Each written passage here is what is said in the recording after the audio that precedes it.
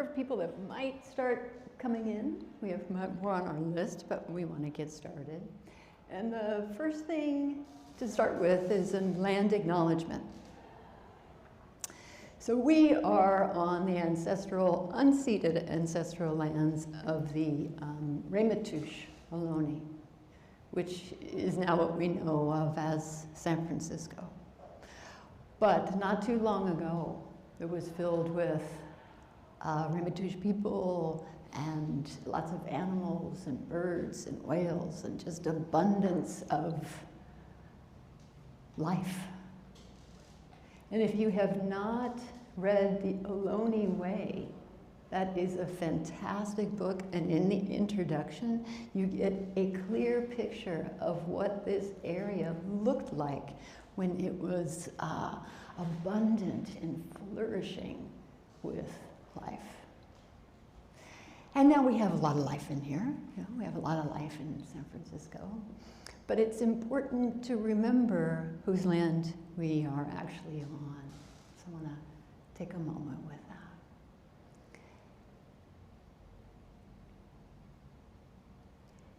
Many of you know, some of you don't know.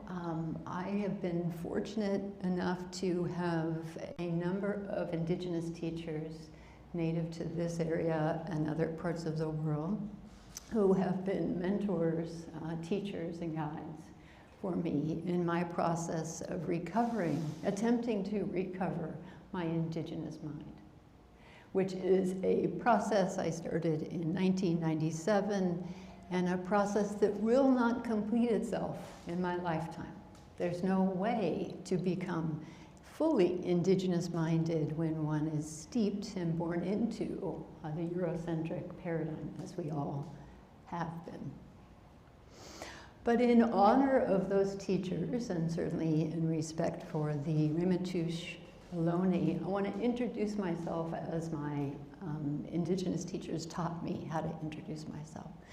So if I was entering a village or a tribe, not my own, but neighboring, this is how we used to introduce ourselves back in our tribal and village days. I am Amy Elizabeth Chase Cutler. I am the daughter of Dorothy Schaefer and Richard Cutler.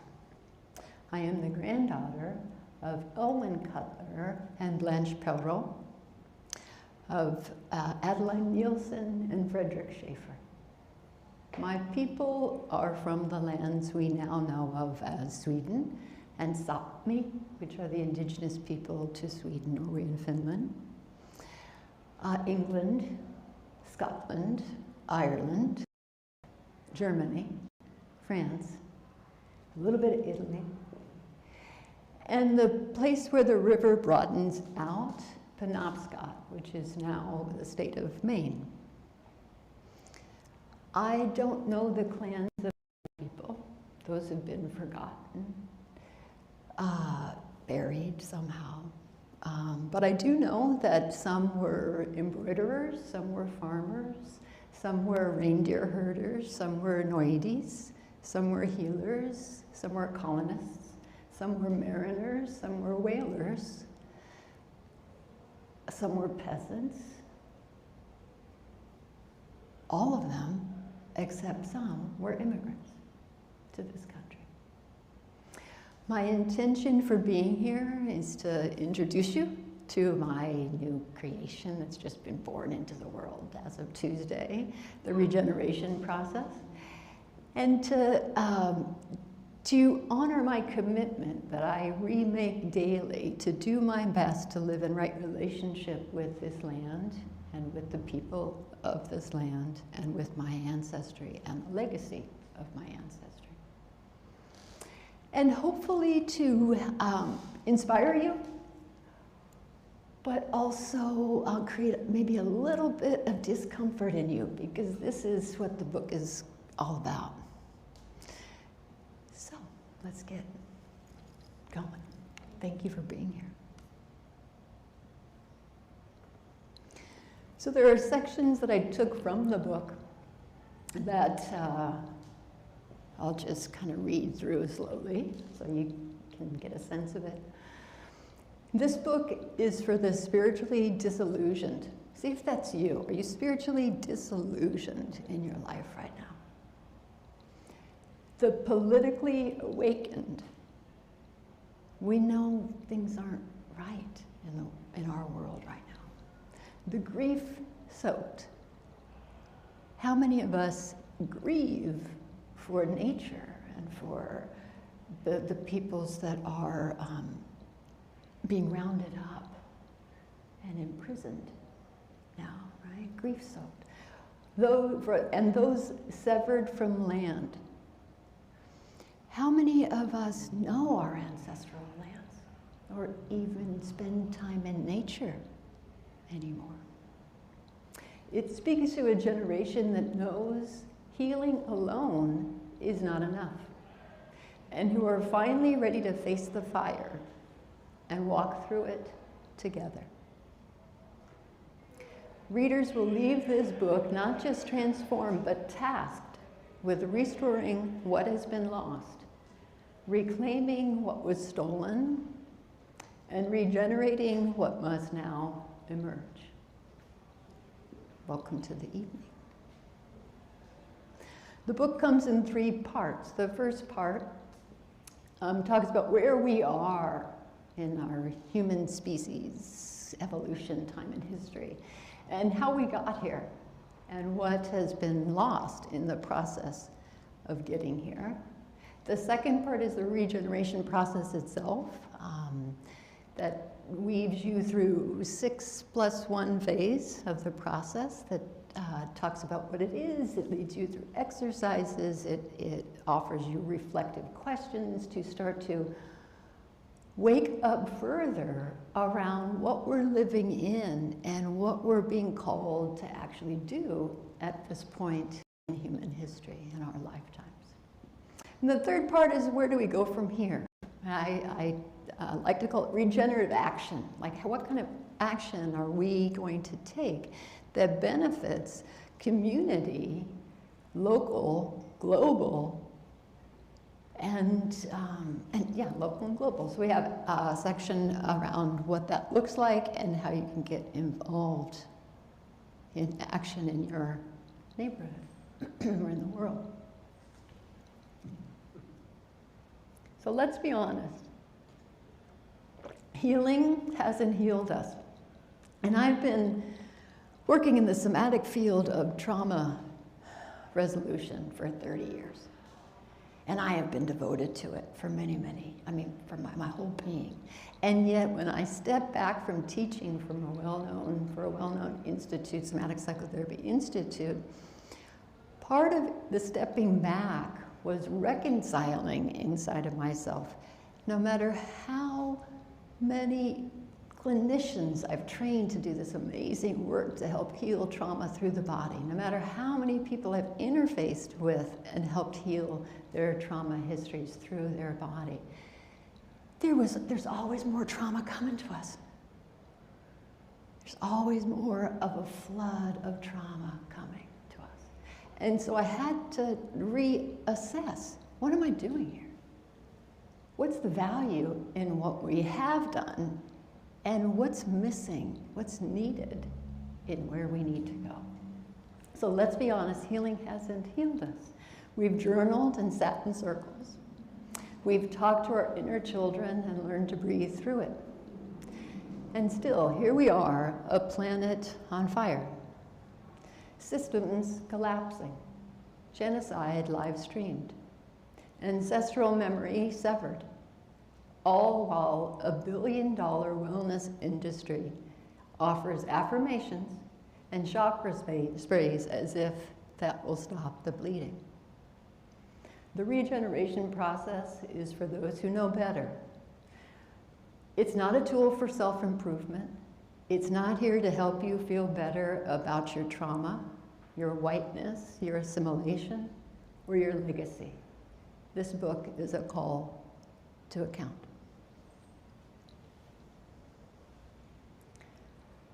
We cannot decolonize our bookshelf or uncolonize our bookshelf.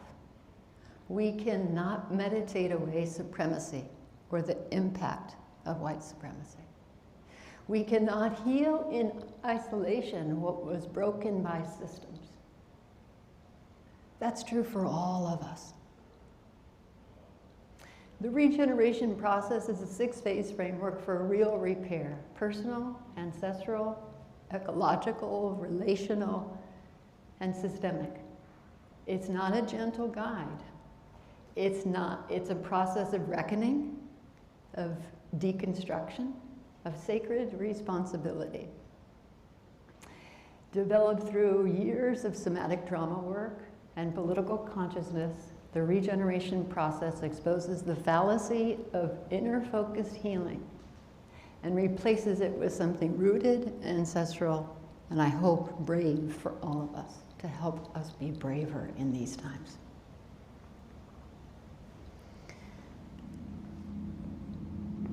We carry the gifts and the wounds of our ancestors. Whether we know that, whether we recognize it, whether we acknowledge it, or whether we want to admit it, we do. The gifts and the wounds of our ancestors. Which means that in order to truly heal at the root, we have to work with and acknowledge the transgenerational trauma that we all carry, no matter what side of the trauma cycle we're on. Oppressed, oppressor, survivor, perpetrator. We all have a lineage of transgenerational trauma. Dr. Braveheart was speaking about this long before epigenetics entered the field of psychotherapy and neuroscience. And she was talking and writing about how historical trauma is multi-generational. It's accumulative over time. And for a very long time, the belief has been that even in utero, the trauma is absorbed. And of course, once an infant is born, it's born into an attachment system, a family system, a cultural system that also maintains harm sometimes because of the transgenerational trauma that we carry. Now we know through epigenetics and the research of Rachel Yehuda, who did phenomenal research in terms of the children of Holocaust survivors. The children of Holocaust survivors were exhibiting the same PTSD, post-traumatic stress disorder symptoms, as their parents, but their life had no seemingly trauma in it. And so Dr. Yehuda went about studying the neuroscience of DNA and the transmission of trauma and how it gets passed down through the generations.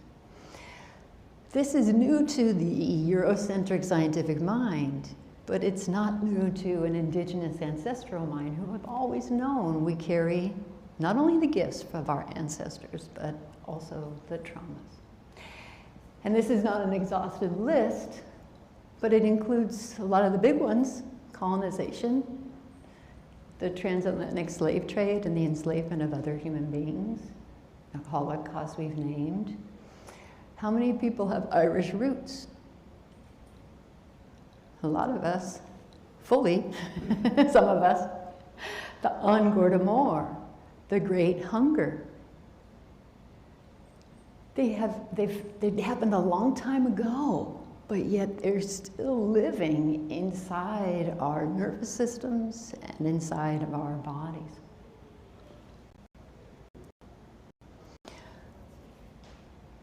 I'm calling what used to be called Western psychology, Eurocentric psychology, because even the term Western psychology is Eurocentrism, if you will, because we kind of think, oh, we're the only ones in the West. But that's not true. There's a lot of original peoples on the Western continent. So now it's more, my preferred terminology is Eurocentric psychology. Let's call it what it is. And so we've had a lineage of approaching trauma treatment that has been well over 100 years. And it's still now considered the standard of care in the field of trauma psychology. And it comes from Pierre Genet, who was a French French counterpart to Freud. They didn't have the same opinions about things, but they were there in the same time. And so the first phase of trauma treatment is usually stabilization. How do we help the person stabilize to be able to do daily life tasks, take care of themselves, be safe, create safety plans, help them regulate what seems impossible to manage inside of themselves, the anxieties or the depression or the despair, things like that. Give them tools to help them regulate and learn those skills. Processing the trauma. Once the person has a little more capacity to be able to regulate and get through their day, we can start bringing in traumatic memory to help process, and there's a lot of great techniques and models in that. EMDR is probably the one that everybody really knows or have heard of, eye movement therapy. The third phase is when we traditionally would start, Pierre Genet would talk about it being a reintegration into society.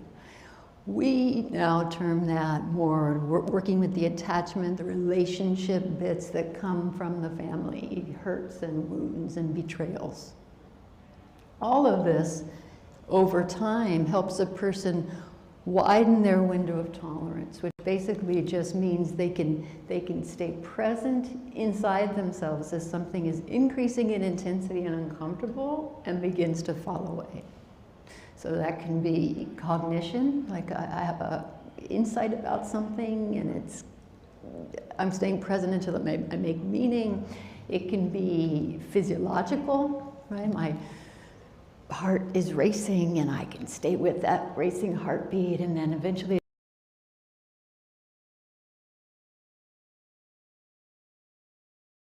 I want to say is most of us, whether they come into therapy or not, have a hard time staying present with experience that is rising inside of them as it's happening. And then we have the iPhone and all these ways, we have all these technological ways to check out when things get uncomfortable inside.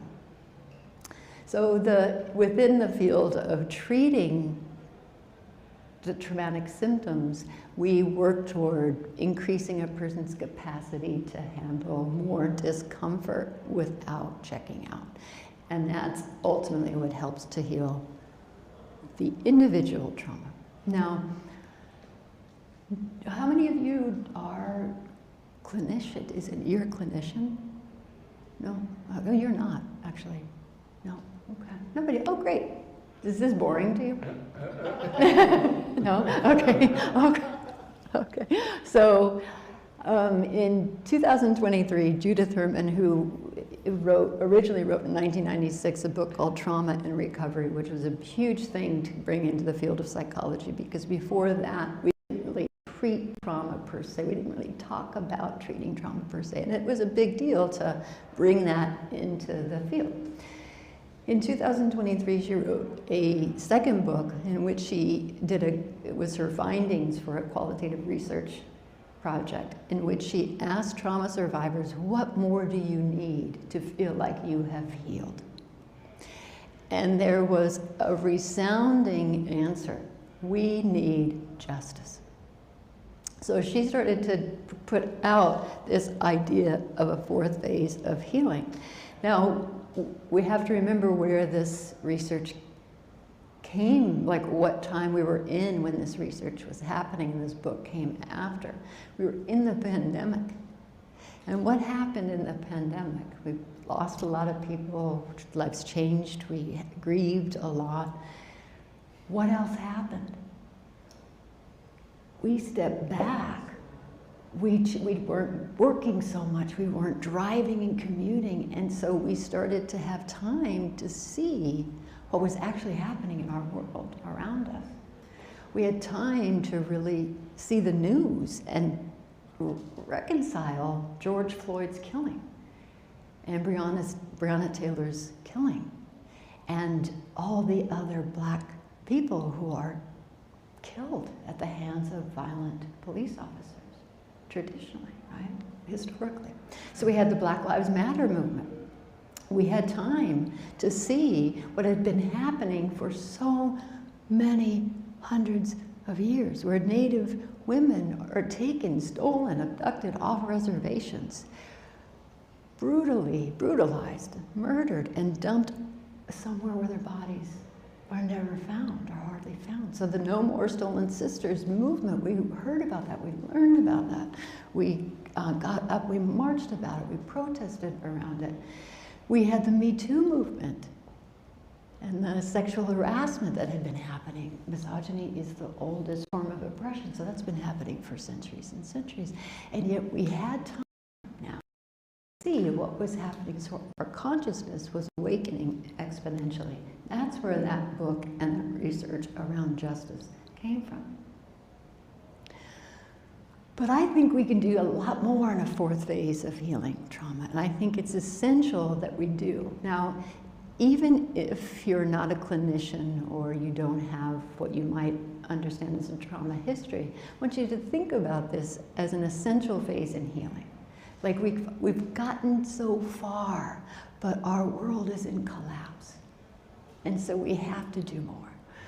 And so an essential phase of healing, in my view, has to include the deconstruction of internalized beliefs based on an oppressive system for both the oppressed and the oppressor lineage. We live in with these unconscious belief systems, societal and cultural and familial, that are kind of underground and not pop up as readily. But when we think we can go through a whole Black Lives Matter movement, we can also go through a whole Me Too Matter movement, we can go to a different kind of presidency, we can think of Kamala as a president or something, right? We can go through all of that, and yet the backlash we are living in exponentially with the administration that we have now. There's gotta be something about these shadowed underground belief systems that are keeping us from acting and fighting for what we truly believe in terms of a better world for all of us. In my mind, it means healing the transgenerational trauma, but not in one-on-one therapy, in groups, in collectives, in conversations, because we are in this together. It's historical on all sides. The reconnection of the person with the natural world and its principles of regeneration. You know, there was a recent study that says that most people now think might spend 5% of their lifetime out in nature. 5%. Not too long ago, it was 100%. We were in tents and huts, and not too long ago, 100% of the time. Now it's 5%. And with Grubhub and Uber Eats and you know, ordering your coffee and you know, getting it delivered, you never have to step outside of your house. Now, one of the big questions that I ask in the book in reflection is to think about who benefits from if I do this. Who benefits from me never stepping outside? Yeah. And ultimately, an essential phase in healing has to be about recreating planetary well-being for all living beings in generations to come. Why do we need a fourth phase of healing? I think it's probably pretty obvious now, right? But we are living in a poly-crisis. They've now called it, they haven't just said crisis after crisis after crisis after crisis. Now there's a term, poly-crisis. It just lumps everything in. It's all happening at the same time, and they're feeding into each other. We've got the collapse of the climate. We've got an economic collapse. Especially in our country, there's a division. We don't even know who we are because we have an algorithm telling us who we should be. We've lost our sense of being able to identify ourselves in some ways. There's increasing consumerism. We buy, we consume, we click. It's all about convenience and Amazon. And the wars. What happened? We're in 3 of them now. We've got 3 wars, 4. We think about the genocide in Sudan. 5 if we think about still what's happening in Palestine. It's a lot. So we are at the point where we've started the collapse. That's what the environmental experts have said. We tried to hold back from the collapse happening, but it's happening, right? We've entered it. And so now we're seeing that with the fires and the floods and the earthquakes and all, you know. Now what everyone's hoping to work toward is that we have started the collapse, but that will start to even out. We'll start to turn things around. Now what inspired me in terms of writing this was a lot of the pandemic and Mother Nature. Because what else happened during the pandemic? We got to see firsthand that in a matter of 2 months of human beings living differently, that Mother Earth was regenerating herself exponentially quickly. Dolphins were returning to the once polluted waters of Venice. Coyotes were roaming around San Francisco, and mountain lions were roaming around San Francisco. The Himalayas, which hadn't been seen in generations because of the pollution, were seen. Skies were clearing in China that hadn't been clear in decades. We got to see firsthand what happens if we choose to live differently, if we choose to make different choices. Mother Earth will begin to regenerate quickly and we can plateau from that collapse. Now, the other truth about the benefit of now a lot of people talk about trauma and go to heal trauma. There's a lot of trauma experts and there's a lot of trauma methods and all that. So the discourse around trauma has flourished. It's part of mainstream understanding now. And yet, the systems that keep producing the traumas have not changed at all. They remain untouched. And we do not have time for another empowerment manual. The world is in collapse, climate, culture, community, all unraveling under the weight of greed and denial. This book does not offer hope. Sorry. It offers regeneration, a path back to right relationship with land, lineage, labor, legacy. It asks, what are you willing to let go of so that something sacred can live?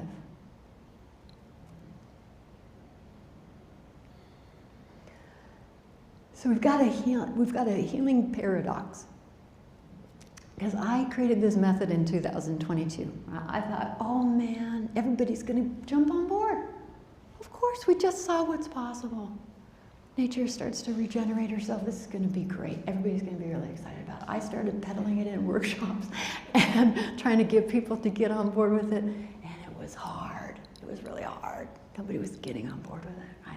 And so I had to step back and go, oh, we are stuck in a healing paradox, meaning a bind, right? We know that epigenetics tells us, just like Indigenous people have told us over time, or told themselves over time, that the scars of trauma don't end with those who've suffered the trauma. They get passed on. They get encoded in our bodies and belief systems and actions.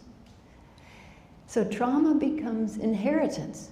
It gets passed down, it becomes identity inheritance, and that inheritance becomes identity. This is the paradox. So we can't create systemic change. It's like this boomerang effect, right? We try, and we get pulled back. We try, and we get pulled back into worse situations. I believe because of the transgenerational trauma that's not just coming into therapy offices, but that every single one of us hold, that is buried underneath.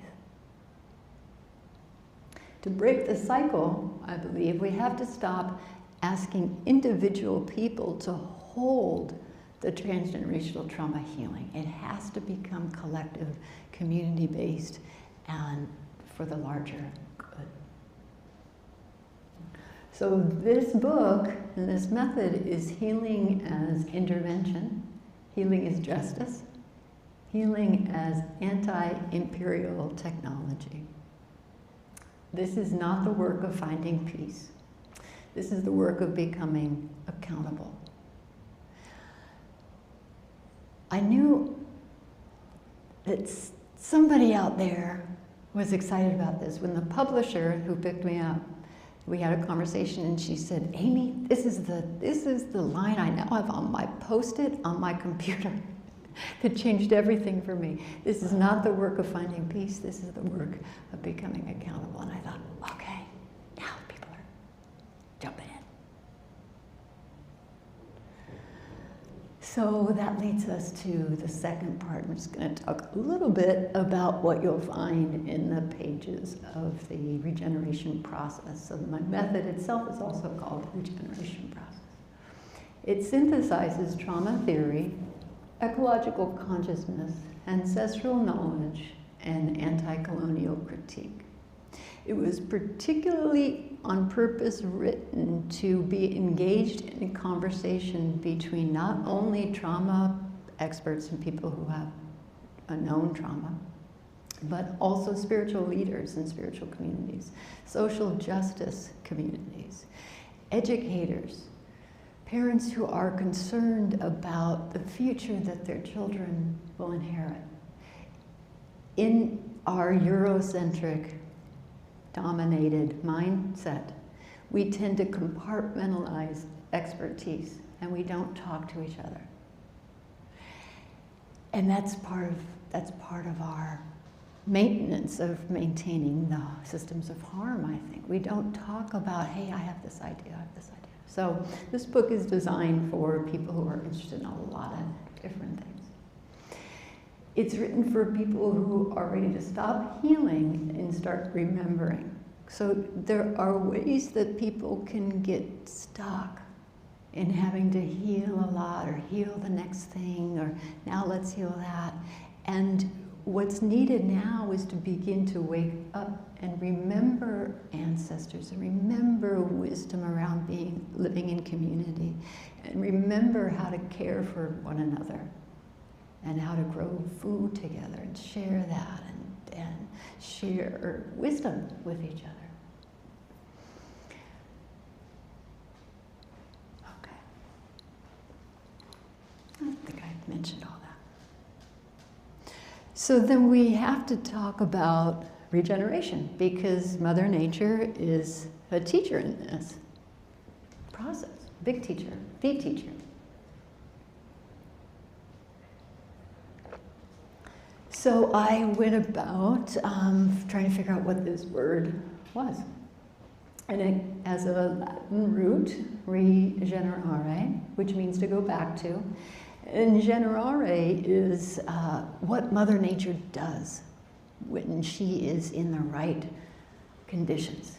She is prolific. She is abundant. She creates through vitality. And she has for longer than we can count. Right?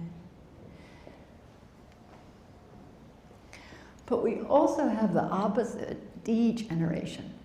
Now, what it means currently is anything in the state of decline.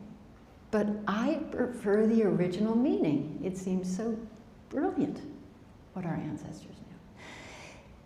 Degeneration used to mean to be inferior to our ancestors. Now, this is a mind shift from what we're told in American culture, in European culture, that somehow we have to progress beyond our ancestors, that that's a good thing. We have to do better, we have to learn more, we have to make more money, we have to have more things. And somehow that makes us superior to our ancestors. But to actually think about where our world is right now, which is in a degenerative collapse, we are actually inferior. How many of us know how to hunt? You go, yeah, you do. How many? Well, you know how to fish then too, Paul. And you probably know how to clean a fish, and you probably know how to start a fire. But a lot of us don't, do we? Like, could we live in the woods for a few days? Might be scary, but maybe, right? So there's things that we have lost. They're still there, but we just don't live like that anymore. And so that's a degenerative lifestyle.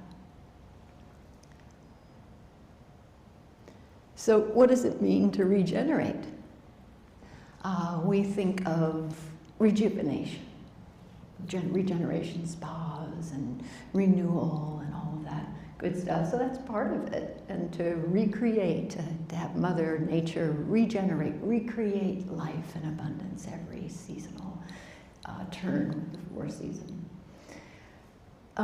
It also means to be spiritually reborn, to restore to the original strength and properties. But my favorite definition, which I think is the definition to lead with now, is to regenerate means to change radically for the better. And we are at an existential precipice of uncertainty. But we don't know what's going to happen in a year, 5 years, 10 years, given climate change. This is time to change radically for the better. This is the time. So the 6 phases of the regeneration process: commitment, deconstruction, illumination, transformation, expansion, and regeneration. Guide readers through a process that begins not with ease, but with disruption. Readers are asked to look at what they inherited and what they uphold.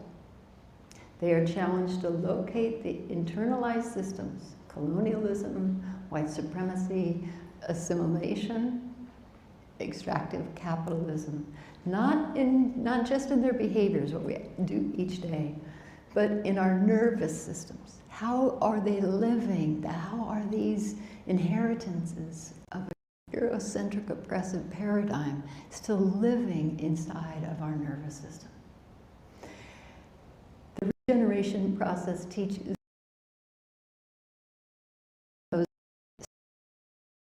internally, then relationally, and systemically. I think a lot of us, even though we believe in a better world, and we will go out and protest with no kings, and we will do our best to come together and try to make change and rally people to vote. Actually, there's a Young Democrat workshop down the hall. We have our best intentions, and yet these systems live in to them. The process itself is a circular method, model, right? So it's not meant to happen just once, it's meant to happen cyclically. And the first thing we're doing, and this is something that's not just for therapists, right? So this is something to bring into your communities and your friend circles and your book clubs and your work environments. You begin to look for, where is that regenerative spark in this person or in this group? Because I believe everybody has it. We all have a pull toward regenerating, changing radically for the better, connecting with the natural world in that way, because we are nature experiencing herself, as many of the native elders would say. And we want to connect with that. So there's in that regenerative spark, no matter what side of the political, I believe everybody wants the same thing. We all want better for our future generations. We have different ways of going about it, very different ways of going about it. But we all have a concern for the future generations. But not what is the concern, but where is the spark? Where is the belief that even though things are collapsing, something living might come, right? And we're looking for that because in that there is a commitment, something that the person would want to do. If they felt like one person had the power, if I felt like as a one person I could have the power to change something. But most people think, well, what can one person do? And so we give up or we squash that spark before it even gets bigger. But there's a commitment in there. And so once the commitment is talked about in conversation, then we go about discovering what blocks it. So we all want a better world. You wouldn't have come to this book lounge if you didn't want a better world. And yet, something inside each of us blocks the capacity to really change radically for the better, for the collective. So once we start to get a sense of what blocks it, and I have what we call deepening questions that help elicit not answers, but uncertainty and discomfort. Why do we want to go into discomfort? I mean, because that's a big question. Nobody wants to go into discomfort. Two, going into discomfort is essential for any kind of transformation. Anytime you've ever grown in any way, in relationship, personally, in community, you had to experience anxiety or discomfort or something. Right? So we want that state because that's where potential is. If we engage uncertainty, ask the harder questions, ask the probing questions, ask the deeper questions in our communities, our friendships, our families. We want the uncertainty because in the unknown is a vast amount of possibility. And we need that possibility energy in our current world. Now, if you think to any big transformation that you've gone through to date, whether that's an ending of a relationship or a death in the family, an illness, you name it, we go through these big transformative times in our life. When they're big, there is always a moment where we drop to our knees and we give it up to something larger than ourselves. We don't know who we are anymore. We don't know where we're going. We don't know what life's going to look like. We just know that we are broken down. And we give it up to the numinous, something larger than us, whether that is God or the mystery or the magic or the ancestors or Mother Earth, something bigger, and we say, help us. All great transformations happen that way. And we are being funneled through, humanity is being funneled through a huge transformative time. And it's getting more uncomfortable and more uncomfortable and more uncomfortable. So the transformation that happens in with humility. To the numinous, that we cannot do this alone.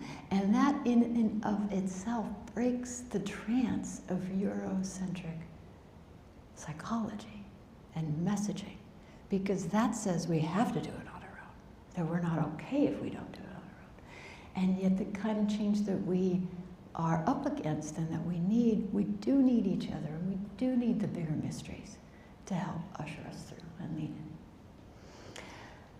Once we start to shift in some way, we have to find a new possibility that is aligned more with either our ancestral wisdoms, or aligned more with nature, or aligned more with coming into community rather than being held back from community. Then there are what I call little sustainable practices.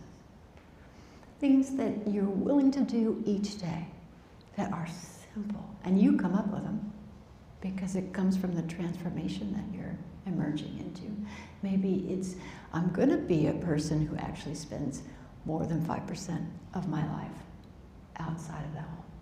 I'm going to go out every day and I'm going to sit under a tree or sit on a park bench, take a 5 minutes in nature and listen to the sounds. Maybe that's it. So it's something that helps build resiliency, and it also helps build regeneration, because you are beginning to change radically for the better as you're reconnecting to nature or community, each other, our ancestors. And then you're ready for the last phase, which is regeneration. You feel stronger, you feel more connected, you have resiliency. Now, most people would stop there, but I'm saying, nope. Now we have to bring that regeneration into the larger world. We have to take what I call regenerative action. So many people go through years of healing, really good healing, but then they are never encouraged to then make a difference. How do you want to make a difference in the world? How do you want to use what you know and make our world better? And that's what regenerative action is. It's any action that either further helps you personally regenerate, that can be it. It's action that further helps heal transgenerational trauma in you, in your family, in your community. It's action that helps rebalance humanity with nature. Action that builds a shared global vision of peace. So this is about getting involved, together. Before phase 1, there's actually phase 0. Again, thinking back to the wisdom that came through those years in the pandemic. A lot of wound, a lot of trauma, and a lot of wisdom came through that time. And so the first phase, or the 0 phase, is actually being willing to stop, which does not necessarily mean resting, but it does mean reflecting. That stopping is about rejecting the narrative that we are powerless. By slowing down, we reclaim agency over our body, over our mind, over how we show up in the world, who we are in the world. We begin to see that the world doesn't change when someone grants permission. It changes when we decide we've had enough.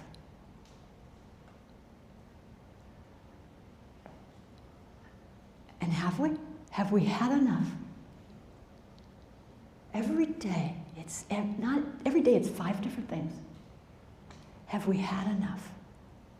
Because it's this process of evening out the collapse is never going to be a top-down process.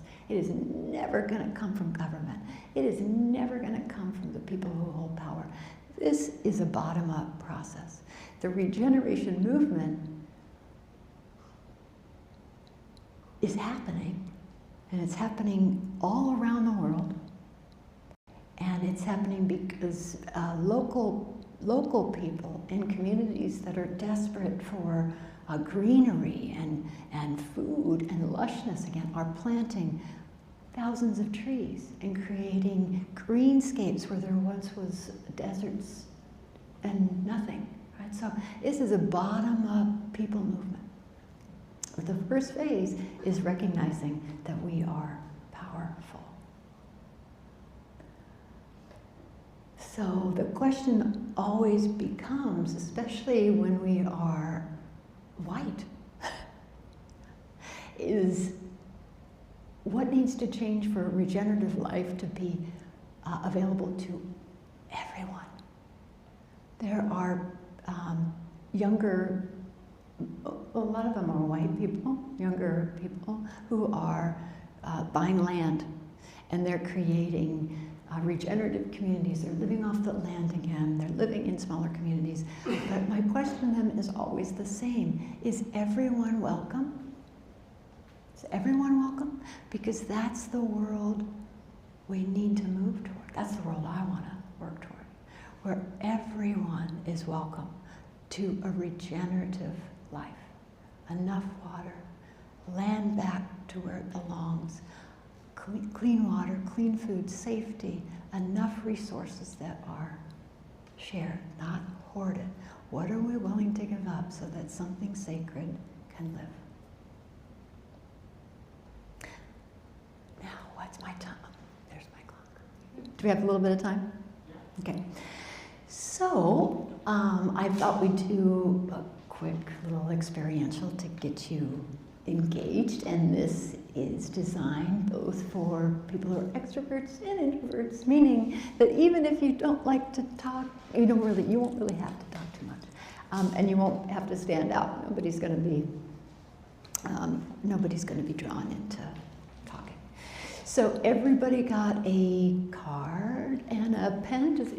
Ruby, do you have a few more cards and pens for folks that might not have had that?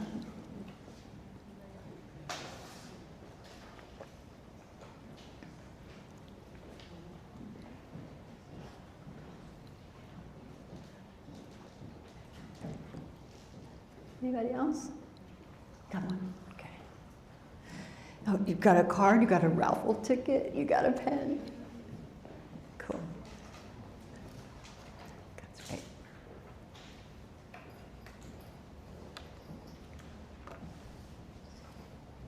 Okay.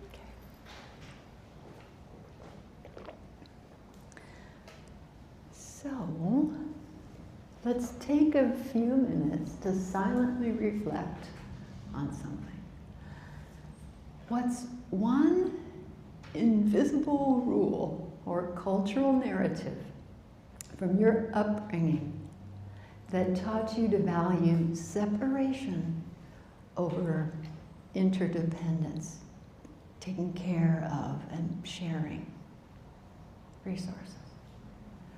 Examples might be hyper-independence is safer, I gotta do it myself, or this is a big one in our American culture, my worth is equal to my productivity. If I'm not producing and working harder and getting this outcome then I'm not valuable somehow.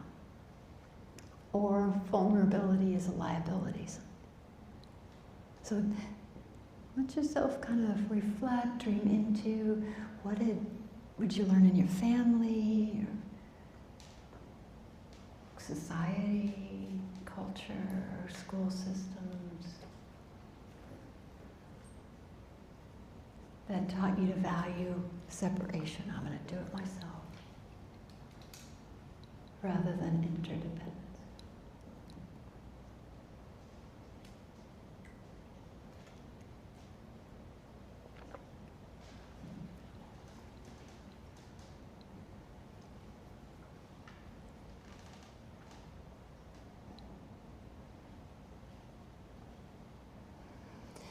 And I would say if you were raised outside of the US, write it in your native language, because that's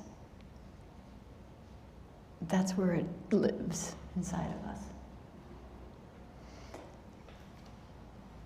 And the thing about Americanism, like the Americanism is the exportation of American values. And that's been happening for decades.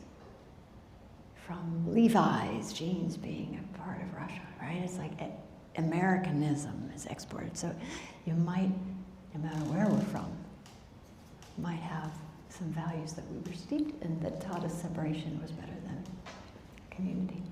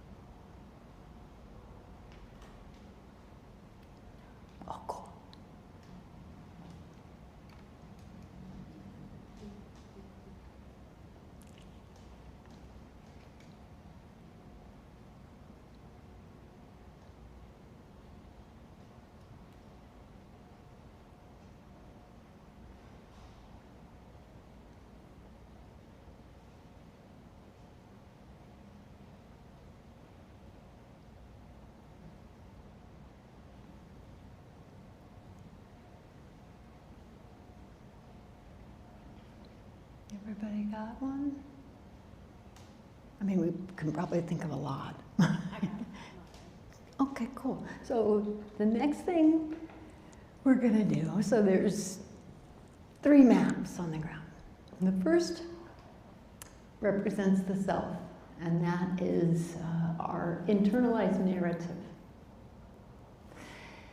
The kin map is how we treat our immediate community, organization, or neighbors. The soil is how we relate to land, ecology, and place. So you don't have to say anything, but according to your invisible rule, where does it cause the most damage? To the self? To the community? Or to the soil or land or ecology? And all we're going to do is pick it and then just put it wherever it belongs. We can do that. We can all do it at the same time, so nobody has to stand out. Question, if it's intersectional, can we put it? Right, you can. Yeah, a lot of them might be.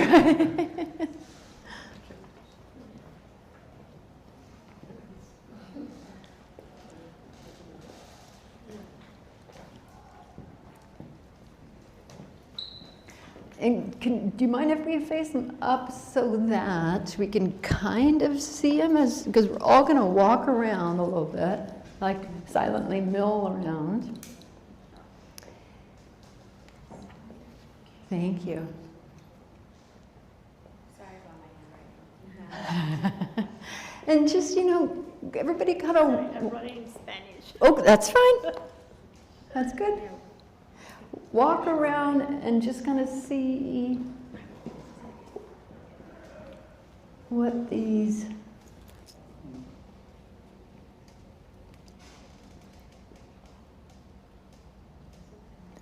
Yeah, like people pleasing and...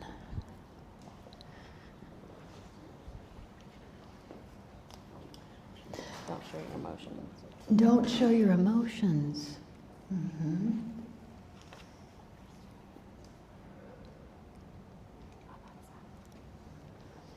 Yeah, I mean, if you can't read them, I think it's okay to pick them up, because I don't remember who put anything where.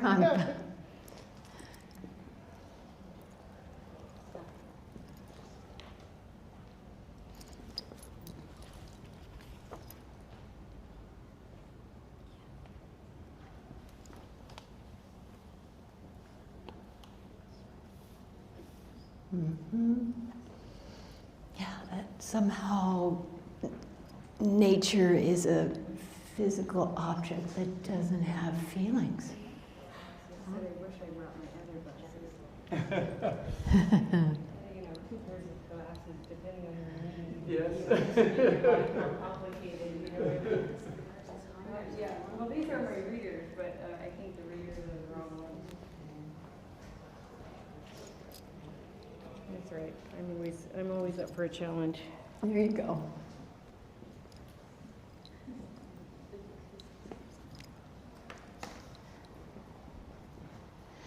As you're reading them, are you struck with, I actually have that belief also? Or that resonates with me?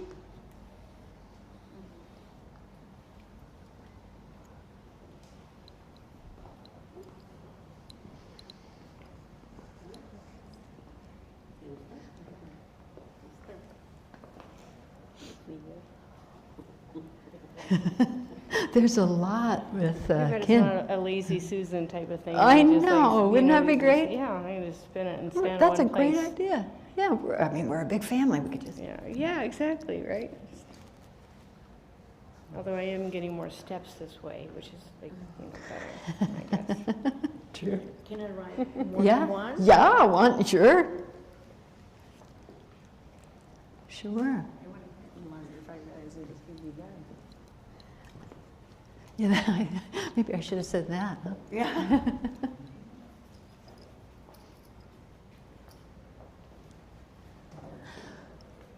So you don't have to read what resonates from other people, but raise your hand if somebody else's card is also something that you also believe or were taught. Yeah? I mean, because we've got a lot around self and kin, don't we?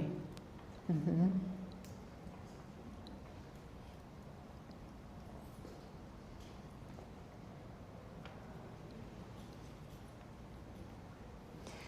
And just as a way to end this piece, and you don't have to popcorn it, but knowing what you wrote, you don't have to say it, knowing what you wrote,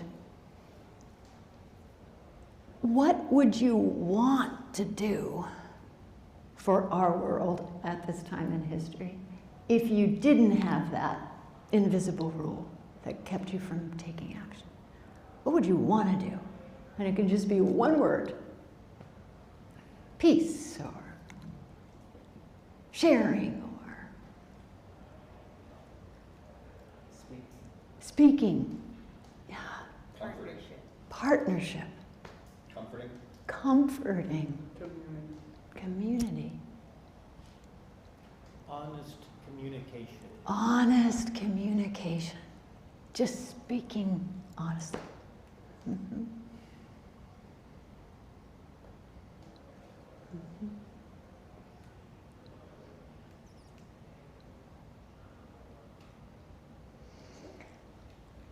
So, even if you didn't say something, if that resonates with you, I would suggest that that's the first commitment that you grapple with as you read this book, part 2. That's what I want. I know this stands in the way. How do I start to unpack that, dismantle it inside of myself or inside of the community? Okay, that's enough of me. Now, Ruby, we have a raffle. We do have a raffle. Cool. If you're ready. Yeah, we can do 10 books. that. So we have a raffle, have them on hand, and if I call your name, you get a book for free. First number is 492681. 492681.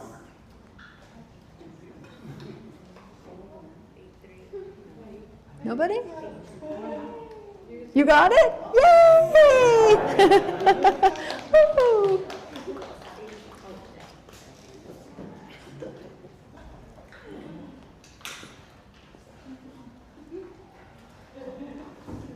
I gotta check the ticket, come on.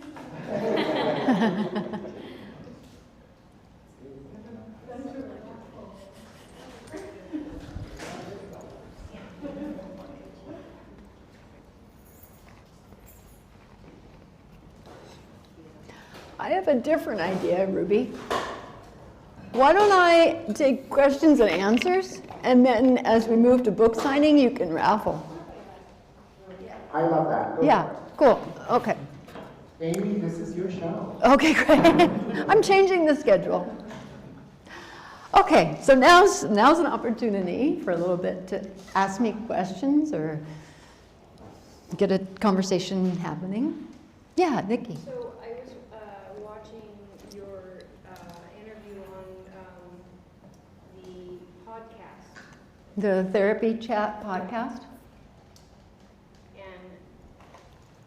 and I loved it when you were talking about like how you had to get out there and you had to talk about it and you had to do that and you were like grinding because it was the right thing to do and that's what you had to do and I could feel it, right? And then your voice started going out on you. Yeah. Your feet started hurting.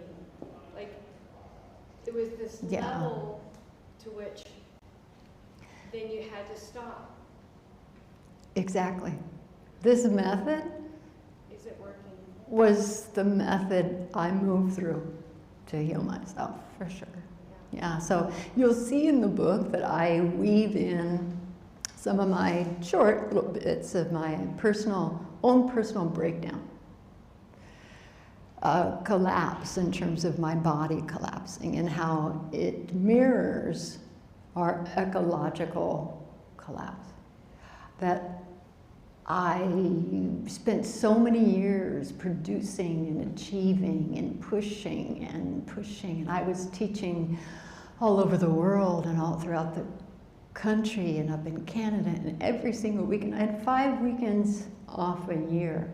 Other than that, I was maintaining a full-time practice of 33 clients during the week.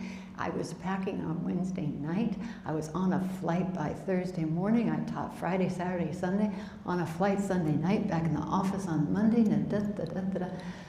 for 15 years. My voice has permanent damage. It has come back a lot, but there's still permanent damage. I couldn't speak. I had to push my voice out, and I still didn't stop. I just kept going because the world has a lot of trauma, and you got to teach a lot of clinicians how to resolve it, and And then I got neuroma on the balls of my feet from standing and walking, and I still didn't stop. And I would have students come up to me with treatments for my throat, and this, have you tried this, have you tried that, are you okay? And I'd say, I'm fine, I'm good, I'm fine, you know. I'm a somatic person. It's my specialty. And I marginalized my body for years in service of the greater goal. That is also Eurocentric paradigm. Extractive, exactly. It's extractive. And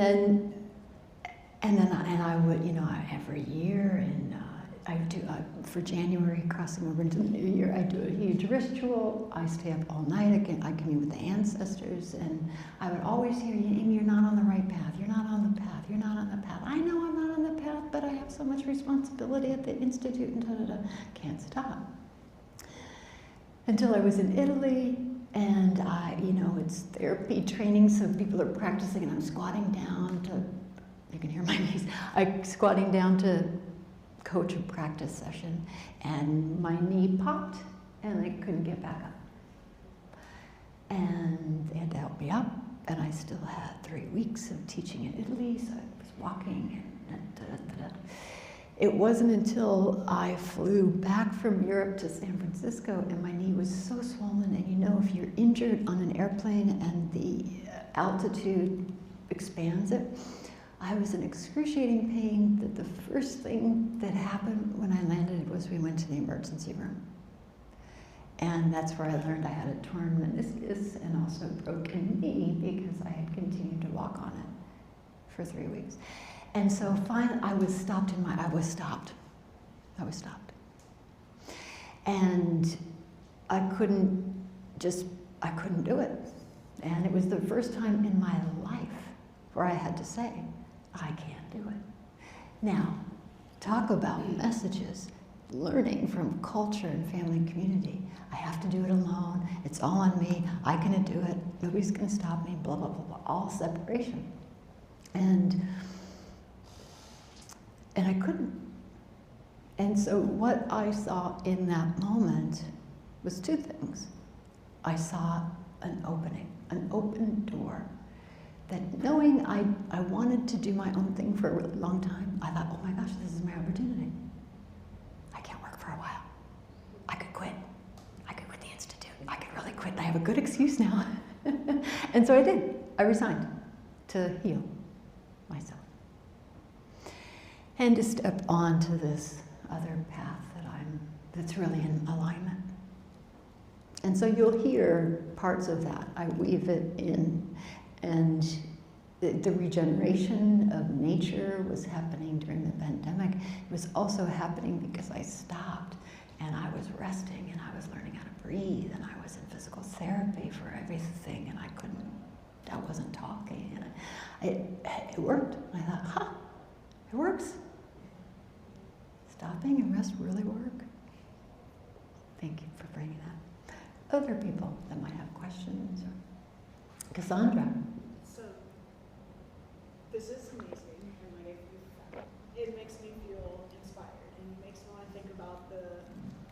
5 minutes I take a day to Yeah. change, make a change.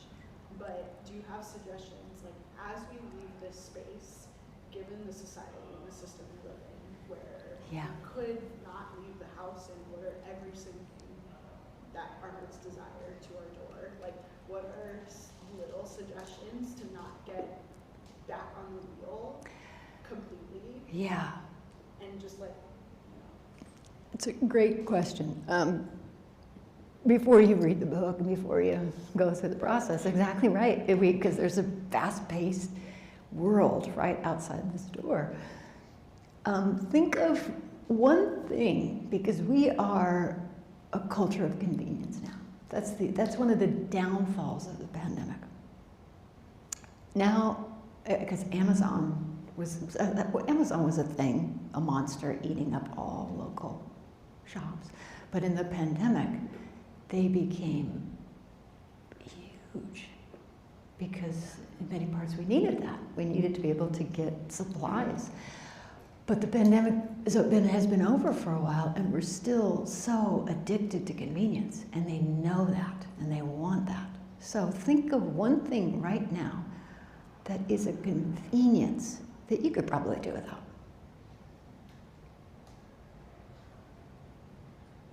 Just one thing where you would actually I love going to a coffee shop because I get to talk to people and they say, hey, Dr. Amy, and they give me my order and we chat a little bit and I love that encounter.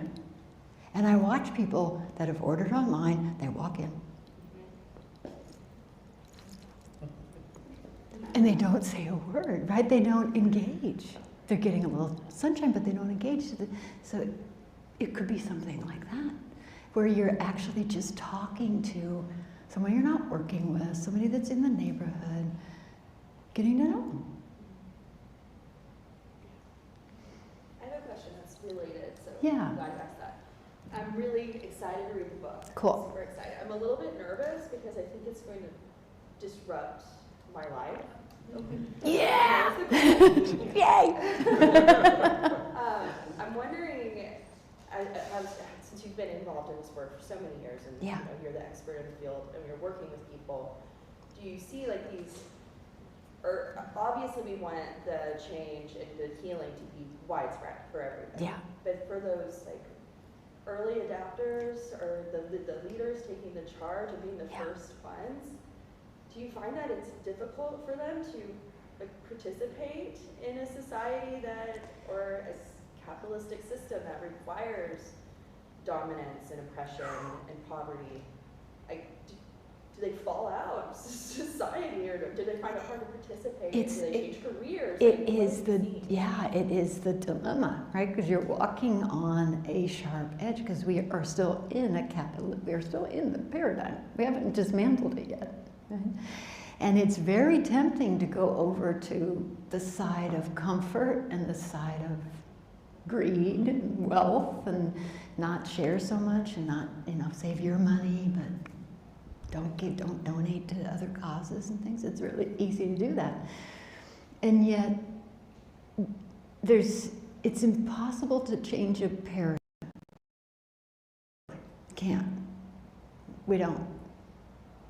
But it's also impossible to change a paradigm when you're fully in the paradigm, right? So pick something that you want to be countercultural around.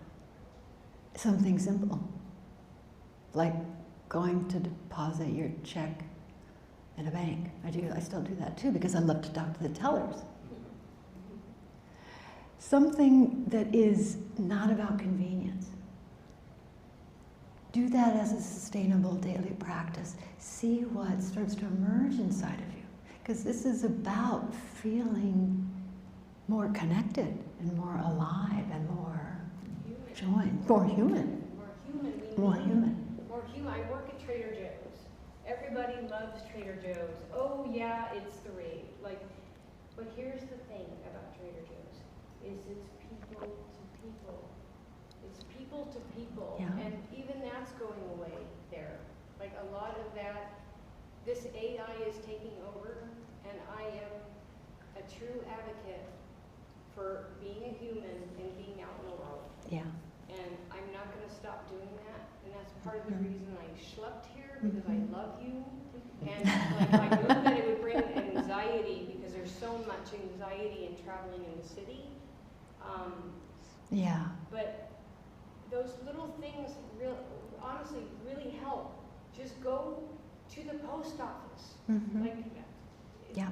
you know, it's just the human exchange needs to happen all the time, because we're losing that. We're losing that. And to your point, it seems like a really big task. And a really big task gets really overwhelming really quickly, and people do feel overwhelmed and they stop. What happened in the No Kings marches? I went away to Europe and I came back and where are they? Why aren't we still having them? Right? So it's like the other question I had to answer was, we've got all of these protests and all of these movements, and we burn ourselves out. We put so much energy in making change and we get exhausted, and eventually we get swallowed up by convenience in the paradigm, and we go, we can't do anything. So part of this method is why it's about regeneration is because it's meant to build energy into your system so that you don't burn out, so that we do last longer. So start something small. Where do you like to go? What do you like to do? But that you don't do anymore. Because I think a lot of us have that also. Things that we just don't do anymore. This is a real book. How many of us read? Hopefully a lot, because I just wrote it. But a lot of us don't, or we read a little bit on our phone and that's it. It's like, but it used to be such a pleasure to read. You know, crawl in bed, light on. So maybe that's it. And start to notice how you feel when you start to engage again in ways that you used to find enjoyable. That's regenerative.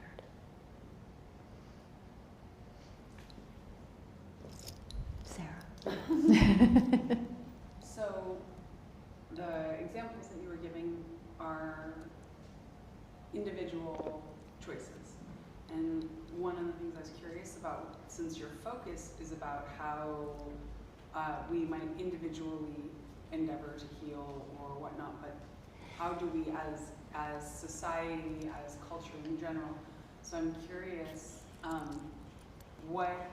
are there any sort of group exercises and things like that? Because it seems like, as someone who spends a lot of time bringing people together, how that it's in group gatherings or things like that. Exactly. That is. That's what's encouraged. That's what's encouraged. And let's go back. Let's go to this one.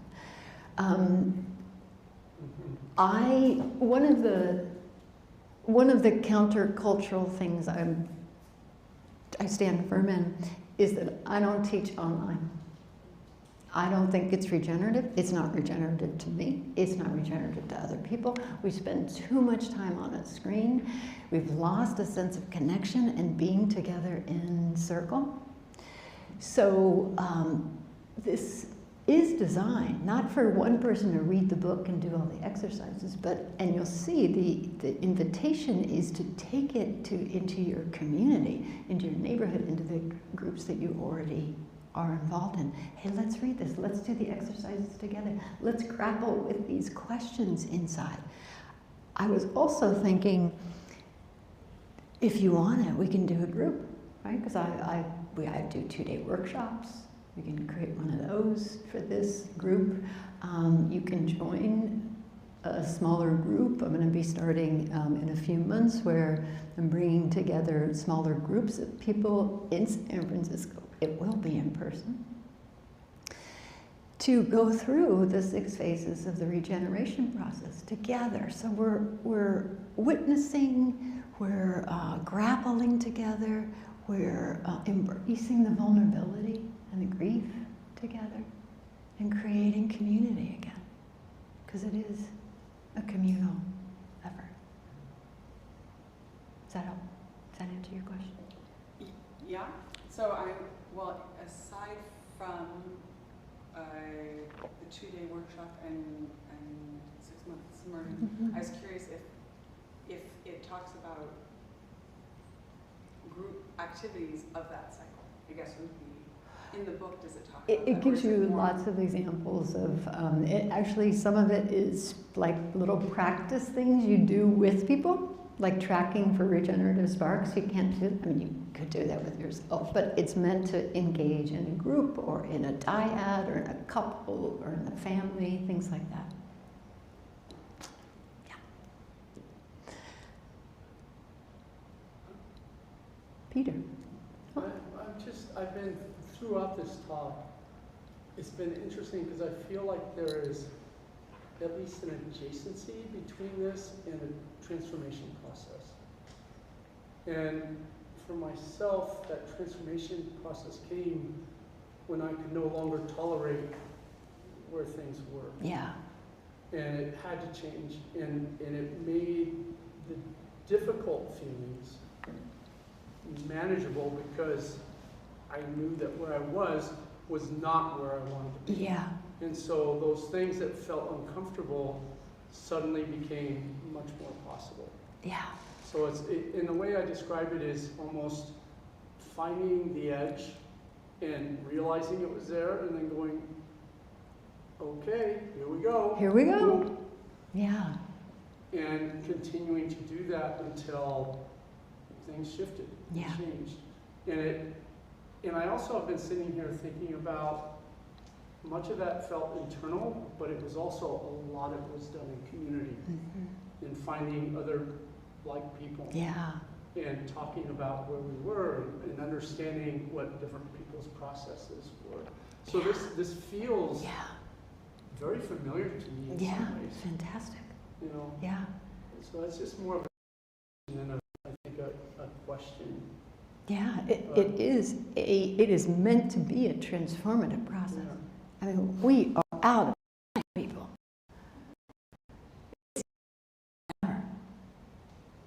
And one of the, I don't know what that's going to look like, but we've got to step in, we've got to do it together because we're not meant to do it by ourselves.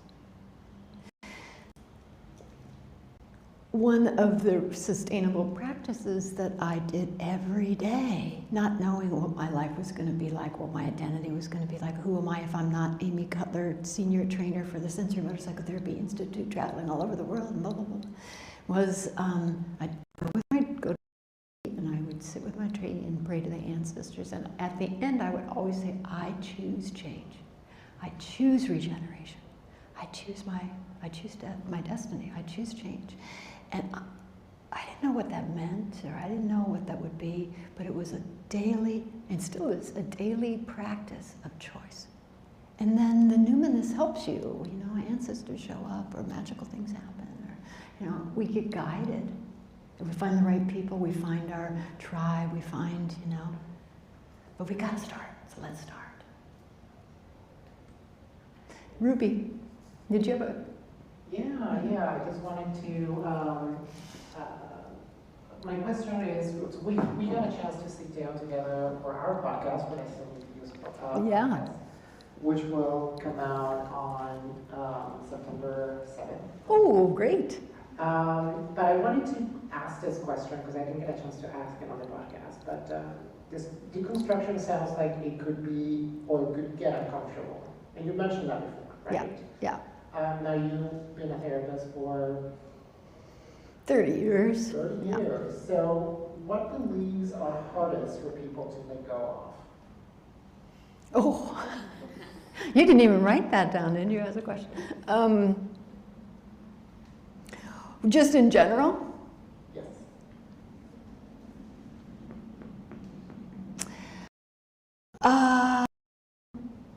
I would say the belief that is the hardest to change is the belief around not having power.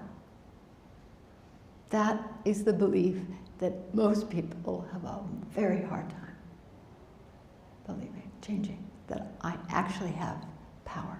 I have agency. I can do it.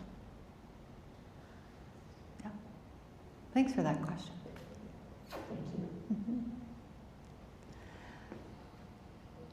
Yes, Jackie. Let me put my thoughts. Yeah, please. I'm an immigrant, and I work with a lot of immigrant Yeah. community. And I'm very curious. I want to read the book because I believe that when we are coming here, as I put my thought on the card, it's like many families or myself, we are coming to this country because we want to be better, Yeah. or you know. Yeah. But in the way, we get lost to think about that I'm better now here because I have more physical things, Yeah. material things Yeah. than I have in my country. Yeah. And also that thought is coming along, or is teaching to our second generations. Yeah. And I can see that many of the young adults are also getting to identify themselves. Yeah. And at the end it's like, where is that well-being we were looking for when we came? Yeah. That now is getting in the woods. Yeah. How we can bring that back Mhm. to our families, to ourselves. Yeah. That we need all this. Mhm. We need to recognize who we are and recognize where we're coming from, regardless whatever we are right now. Yeah. Yeah. I wanna read. It's just. No, I appreciate you bringing that in.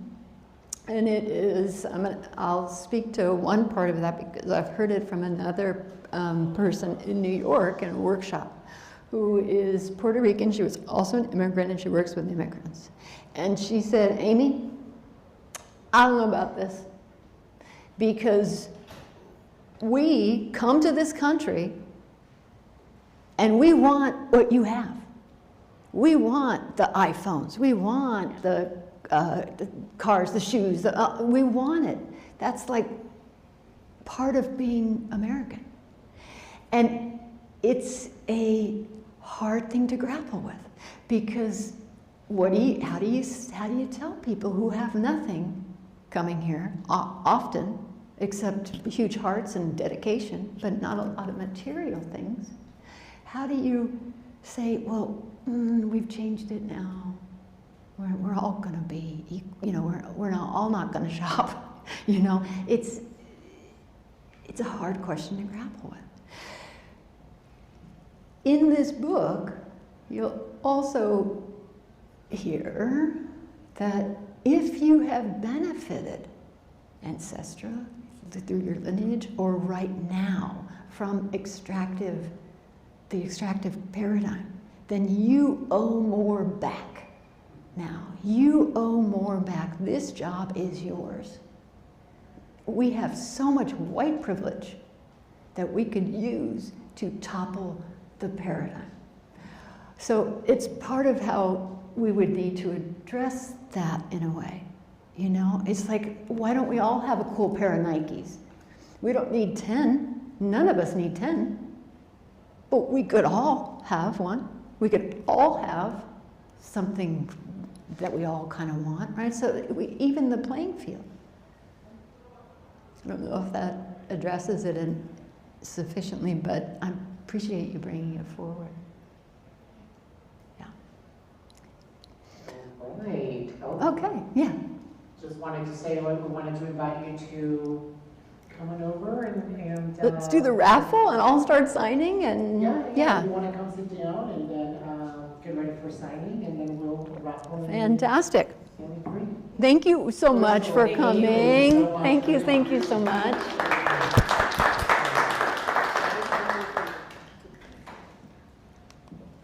Right. So the next number for the raffle is 492682. 492682. Yay! Yay!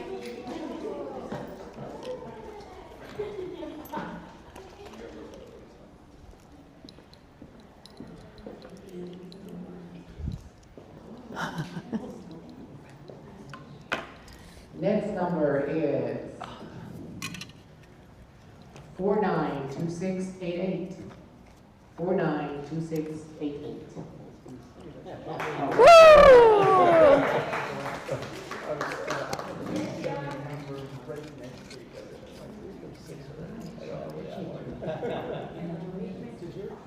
A big thanks to our sponsor of the books, Brian Campbell. Thank you so much for sponsoring our books for the community.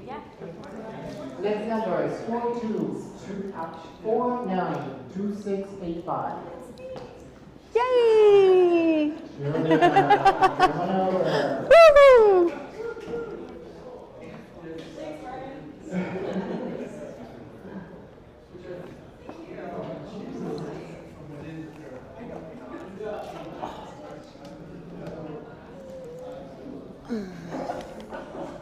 Come on over. Yeah, you get to be first, Jill. I really appreciate the opportunity to finally meet you. I I've been do hearing about you for too. years. I hearing do about your too. work, Yeah. your accolades, and your impact on all my family. I know, So exactly. really Yeah, appreciate it's the fantastic to meet you. Is it JIL or GIL? It's a J. It's a J. Yeah, short for Jillian. Oh, okay, but it's Jill. Yeah. Okay.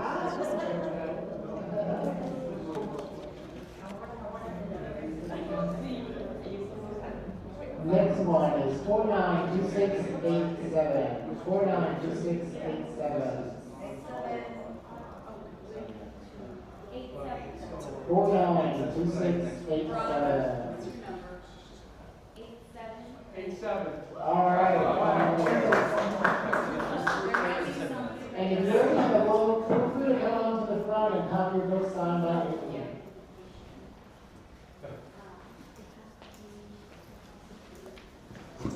I was in the midst of a conversation. Thank you so much.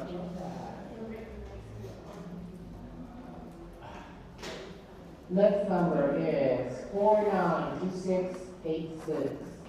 492686. You're too kind. Thank you so Ah, much. thank I you. really appreciate Thank you, thank you. Oh, you're getting your own. Did you win it? Aw. Thank you so much, Amy. Thank you. Thank you so much for coming. My God. Denise. Yeah. I'm a star. My Regeneration. Oh, good. Good. Aw.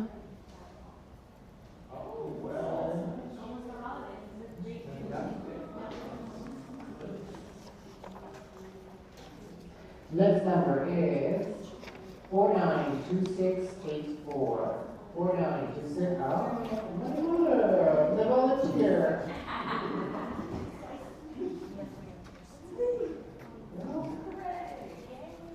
Next one is 492680.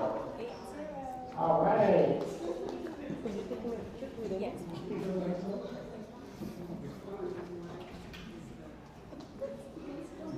And last but not least, 492689.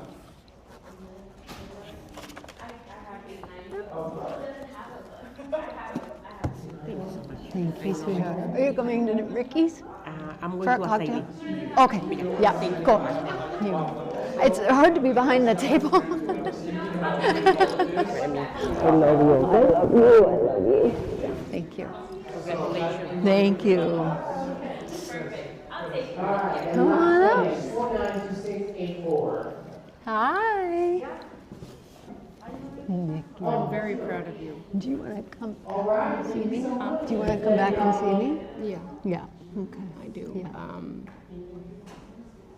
It's just so loaded, Yeah. and I don't know how I can afford it. No, I- you pay what you need. I- Pay like, even if I it's got a $20. diagnosis of MS today. What the fuck? Yeah.